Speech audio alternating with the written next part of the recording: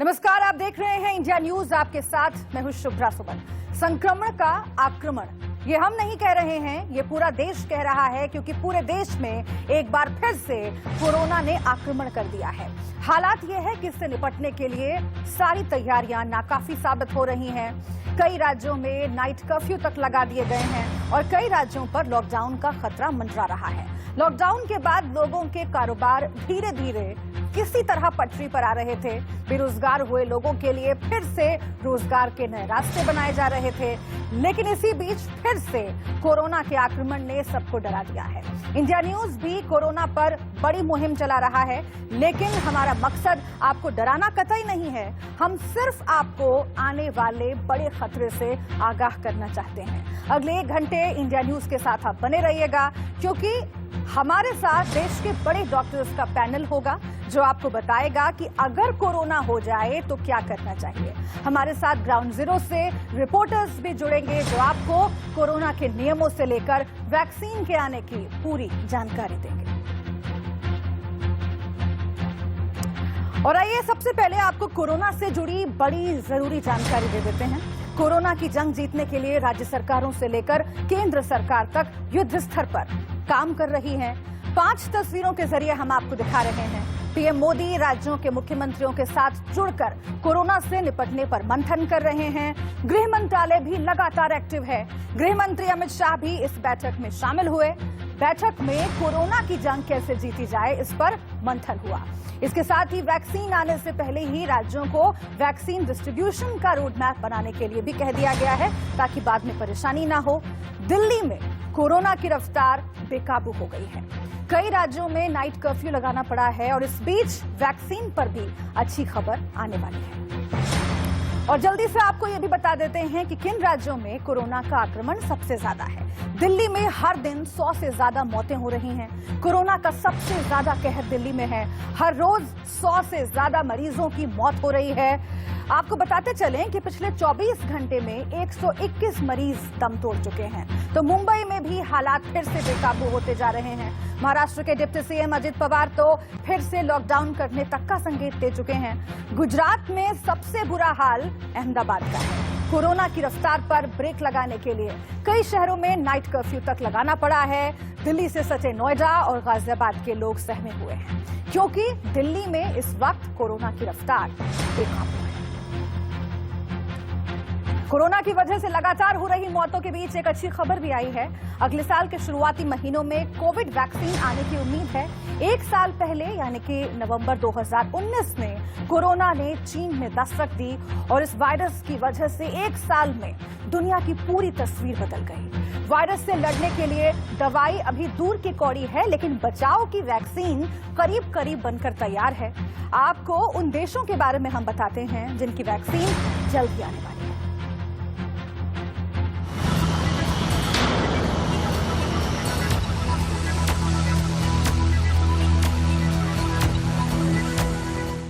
Corona की वजह से अब तक लाखों लोग दुनिया में अपनी जान गंवा चुके हैं।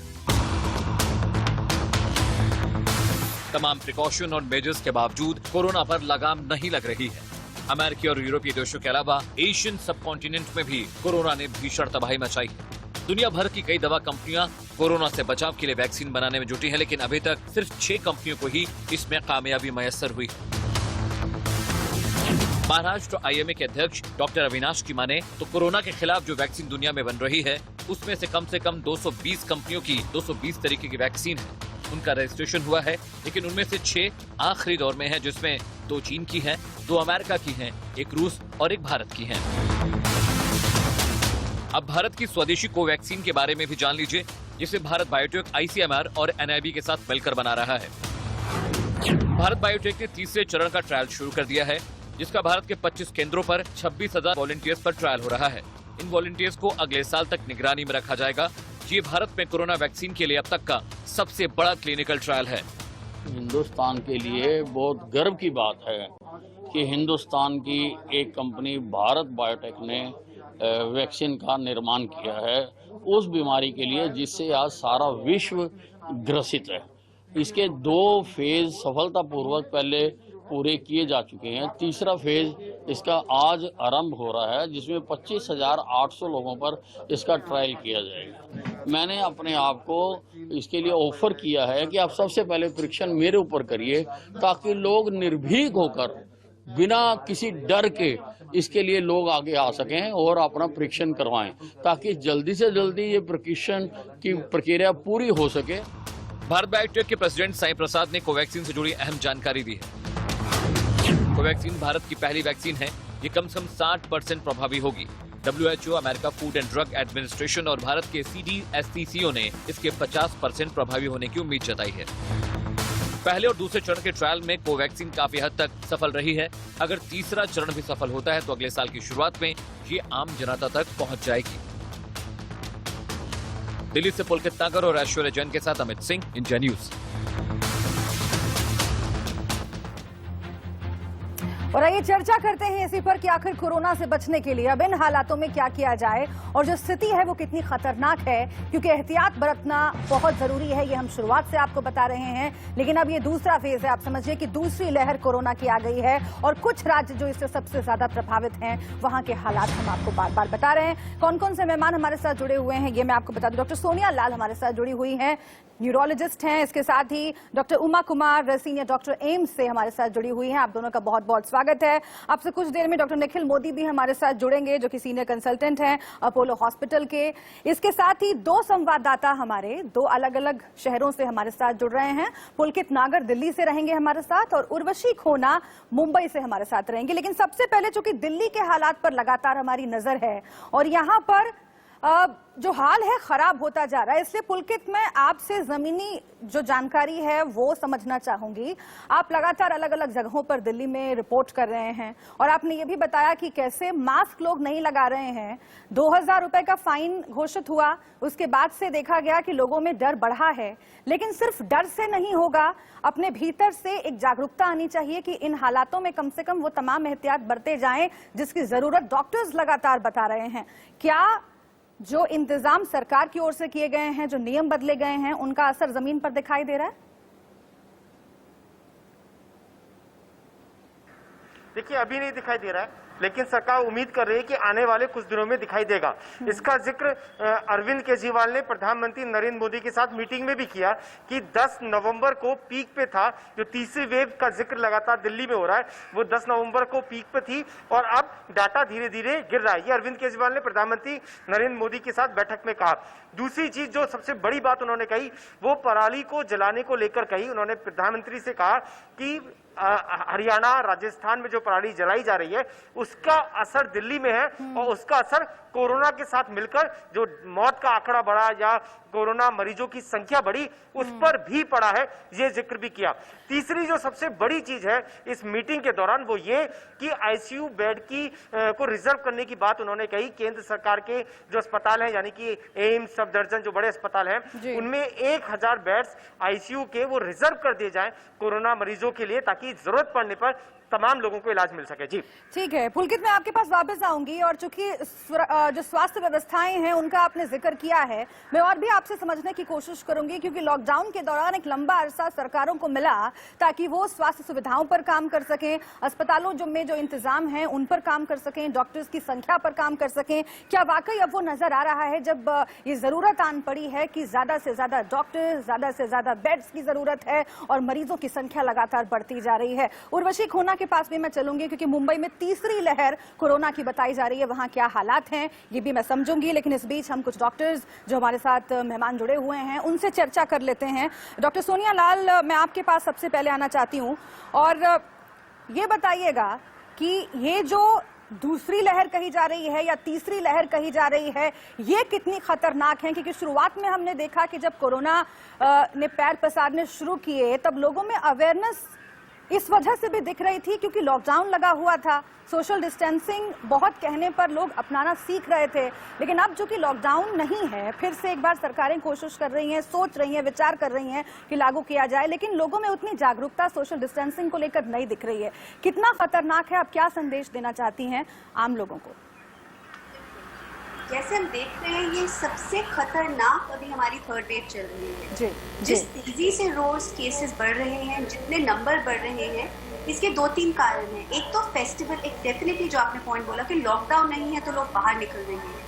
फेस्टिवल सीजन आया तो कहीं ना कहीं लोगों के अंदर एक वो डर चला गया है, एक देखी जाएगी काइंड ऑफ एटीट्यूड आ गया है लोगों में कि देखी जाएगी, कोविड होगा। वो ये रियलाइज नहीं करते हैं कि अगर परिवार में एक को होता है तो सबको होगा।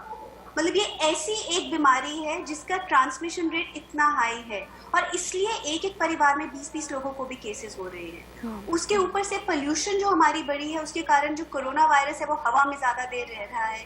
विंटर्स हो गई हैं तो फिर से वो वायरस थोड़ी देर ज्यादा सस्पेंडेड रहता है तो ट्रांसमिशन के रिस्क बढ़ जाती है। बट सबसे बड़ी प्रॉब्लम ये है कि लोग अब मास्क पूरे प्रॉपरली नहीं डाल रहे हैं, प्रॉपर सोशल डिस्टेंसिंग नहीं कर रहे हैं और केसेस बहुत तेजी से बढ़ रहे हैं। बेड्स अवेलेबल नहीं है, आईसीयू बेड्स की शॉर्टेज हो रही है, मौतें बढ़ रही हैं। इसलिए बहुत जरूरी है अभी इस टाइम पे। ठीक है, एहतियात बरतना बहुत जरूरी है, आप बता रही हैं। मैं फिर से एक बार वापस लौटूंगी और वो कौन से एहतियात होने चाहिए ये भी आपसे समझने की कोशिश होगी, क्योंकि सबसे ज्यादा खतरा कोरोना को लेकर बच्चों के ऊपर होता है और बुजुर्गों के ऊपर होता है। ये शुरुआत से ही बताया जा रहा है।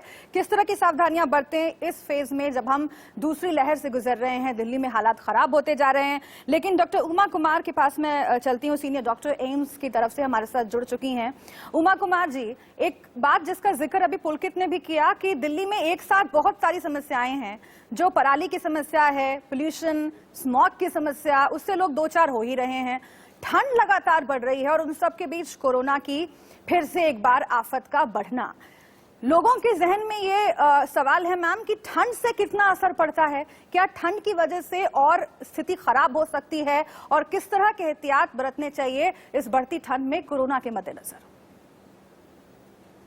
सारी चीजें एक दूसरे से जुड़ी हुई हैं, चाहे वो पोल्यूशन हो या फिर लोगों का इकट्ठा होना हो, ठंड का ज्यादा बढ़ना हो। और ये हमें पता है कि कोरोना जो है वो टेम्परेचर और ह्यूमिडिटी पे भी डिपेंड करता है। तो जो ठंड बढ़ रही है तो एक दूसरी प्रॉब्लम ये आ सकती है कि इस समय बहुत सारे लोगों को जैसे कोल्ड होना, फ्लू होना, ये सारी परेशानियां भी होती हैं। तो बहुत मुश्किल हो जाता है क्लिनिकली डिफरेंशिएट करना कि ये फ्लू हो सकता है या फिर ये वाकई कोरोना है। इसलिए ये एडवाइस दी जा रही है कि जो सस्पेक्टेड केसेस हैं उन सबको इन्वेस्टिगेट कराना है। मैं यहाँ पे एक चीज कोट करना चाहूंगी कि खाली क्यों लॉकडाउन करके हम सब चीजों पे कंट्रोल नहीं पा सकते, बल्कि उसके लॉन्ग टर्म नुकसान ज्यादा है। क्योंकि पोल्यूशन है, पोल्यूशन एक इम्पॉर्टेंट फैक्टर उभर कर आया है। एक हार्वर्ड स्टडी है, इवन कैम्ब्रिज में भी स्टडी हुई है, उसमें ये देखा गया है कि जब 1 माइक्रोग्राम ज्यादा बढ़ा कहना चाहिए particulate matter which is PM 2.5, तो 8% इंक्रीज हुई कोरोना वायरस इन्फेक्शन में और ज्यादा सीवियर इन्फेक्शन हुआ। तो बिना बाकी के फैक्टर को कंट्रोल किए हुए कोरोना को सिर्फ लॉकडाउन से कंट्रोल करना बहुत ही मुश्किल है, बहुत ही मुश्किल है। ठीक है, पहले की अपेक्षा आपको क्या लगता है कि स्वास्थ्य सुविधाएं कितनी अब बेहतर हैं और किस स्थिति में हम हैं कि कोरोना से इस खतरे से जूझ सकें, ये भी मैं आपसे जानूंगी। और भी कई सवाल हैं जो तमाम दर्शक जब हमारे साथ जुड़ते हैं तो हमसे समझने की कोशिश करते हैं, और उनमें से एक सबसे बड़ा सवाल ये भी है कि अगर एक बार किसी को कोरोना हुआ और वो नेगेटिव रिपोर्ट उसकी आ गई, उसके बाद कितना खतरा होता है उसको फिर से एक बार कोरोना हो जाए। ये सवाल लेकर मैं आपके पास आती हूँ मैम, लेकिन मैं सीधा रुख करती हूँ उर्वशी खोना का। मुंबई से हमारी संवाददाता हमारे साथ जुड़ रही हैं। उर्वशी, जो हालात आज दिल्ली भुगत रही है, मुंबई ने बहुत पहले देखा हुआ है। तीसरी लहर ये मुंबई में कोरोना की है। आप लगातार वहां पर मौजूद हैं, आपने वो दौर भी देखा था, ये दौर भी देख रही थी।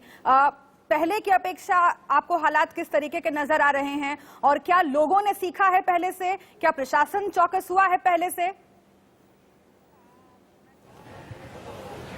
मैं खास कर लोगों की बात करूं अगर, क्योंकि ये बहुत ही इम्पोर्टेंट है, लोगों में कहीं पे भी चेंजेस दिखाई नहीं दिया है। इनफैक्ट जिस तरह के अनलॉक के फेजेस ओपन हुए हैं, हम देखते हैं कि मुंबई और महाराष्ट्र में लोगों ने मास्क पहनना और जो बेसिक नॉर्म्स है उसको फॉलो करने को लेकर एग्जीक्यूशन लेवल पर जरा भी अपनी इंडिविजुअल रिस्पॉन्सिबिलिटी कहीं पे भी दिखाई नहीं दी है। BMC की ओर से 200 रुपए का फाइन है मास्क पहने नहीं पहने उसको लेकर, पर कहीं ना कहीं उसको लेकर भी कहीं पे भी असर ज्यादा दिखाई नहीं दे रहा है। आज भी खुलेआम लोग बिना मास्क के घूमते हुए दिखाई देते हैं। जो नॉर्मल सोशल डिस्टेंसिंग है, जिस तरह से रिलीजियस प्लेसेस खुल गए हैं, उसके बाहर कतारें दिखती हैं भक्तों की, और सोशल डिस्टेंसिंग कहीं पे भी दिखाई नहीं देता है। मास्क पहनते हुए लोग दिखाई नहीं देते हैं। आज उद्धव ठाकरे जब प्राइम मिनिस्टर नरेंद्र मोदी के साथ इंटरेक्शन कर रहे थे, तब उन्होंने ये बताया कि किस तरह से इस पूरे वैक्सीन को डिस्ट्रीब्यूट करने के लिए, उसको किस तरह से अरेंज करने के लिए जो है एक टास्क फोर्स बनाया है। ये टास्क फोर्स जो है, इसमें मेंबर्स है इंपॉर्टेंट मेडिकल फ्रेटर्निटी से, जो ये काम करेंगे किस तरह से इसका वितरण हो, किस तरह से इसका डिस्ट्रीब्यूशन हो, क्या सारी चीजों का ध्यान रखा जाए, ये एक चीज कन्वे की है। इसके अलावा उन्होंने ये भी बताया है कि सीरम इंस्टीट्यूट के जो आधार पूनावाला है, उनसे भी बातचीत कर रहे हैं, वो उनके साथ भी संपर्क में है, क्योंकि हम देखते हैं कि जो 5 से 7 वैक्सीन है, उसमें से 5 जो है, 4 जो है वो एडवांस स्टेट में है। ठीक है, सेकेंड और थर्ड फेज में है, और वहीं एक वैक्सीन की बात वैक्सीन जो है एक्सपर्ट से भी करेंगे, क्योंकि अच्छी खबरें आ रही हैं। लेकिन फिलहाल थोड़ा सा वक्त है, और ये जो थोड़ा सा वक्त है वो बहुत खतरनाक है, क्योंकि इसी में लोगों की जान बचाना सरकारों की प्राथमिकता है, और हालात लगातार खराब होते जा रहे हैं। ये जो एक संकेत बार बार आ रहा है उर्वशी, महाराष्ट्र के बारे में, मुंबई के बारे में, कि फिर से एक बार एहतियाती कदम लॉकडाउन के तौर पर सरकार उठा सकती है, इसको लेकर कोई जानकारी?